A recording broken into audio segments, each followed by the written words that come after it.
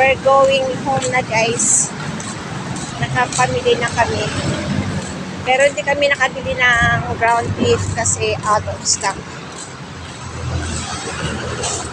Kaya Rindori na lang nabili namin guys. Best time, yes. Kaya na ano, Sir Winante? Ha? Yes. Okay. Sa kanila kay Sir Sherwin ba? Gurong Sherwin. Kailan? Ngayon, papupunta. Sana ako din.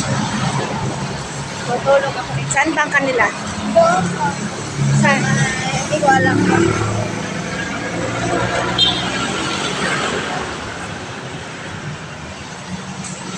Ayan, ang A40 na yan. Ang A40 yung kasamahan ng grocery din doon.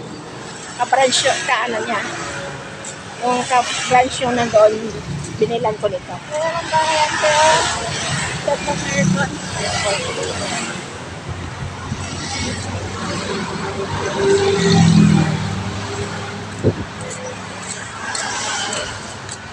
So guys, walking ano lang guys dito sa amin. Labas ng subdivision guys. Ayan, walking distance lang talaga. Walking lang. Walking lang guys para exercise. Sayang pamasahe. Kaya naman lakarin. Bakit ka pa sasakay kung kaya mo namang lakarin? Kasa.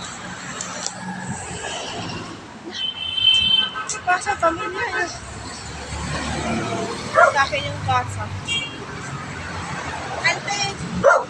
Ha?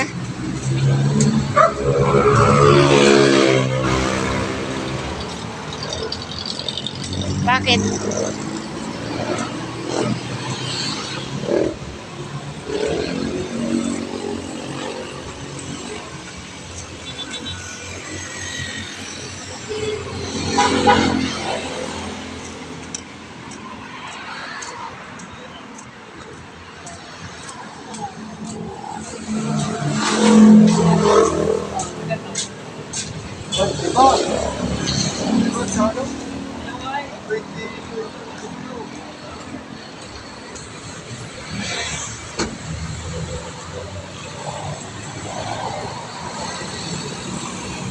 Wala nang may-ari ng bahay na to.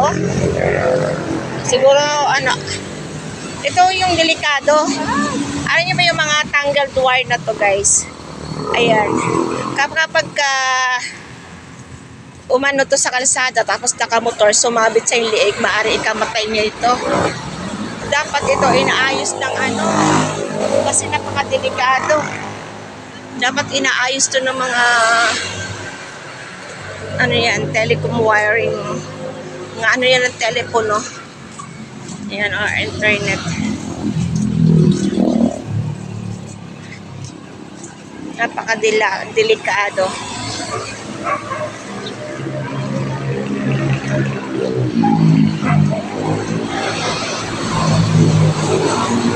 Yay. Okay, so yung McDo, malapit lang din sa amin ang McDo guys. Ayan, gusto kumain sa ano, pwede pumunta sa McDo.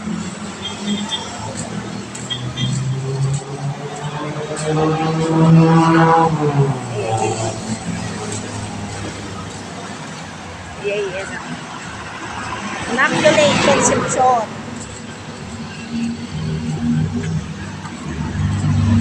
Ayan, kasalubong na ito. Nagpipikay din yan. Ewan, nagpipikay pa yan.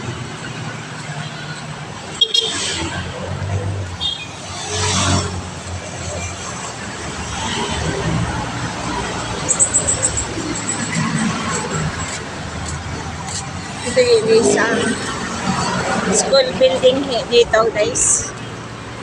Ayan, school building for elementary.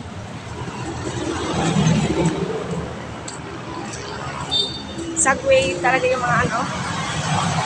Guys, mga naayos ito mga ganito. Mga wiring na ito. Delikado. So, nandito na kami sa barangay. Ito barangay hall dito guys sa amin ng barangay. Here.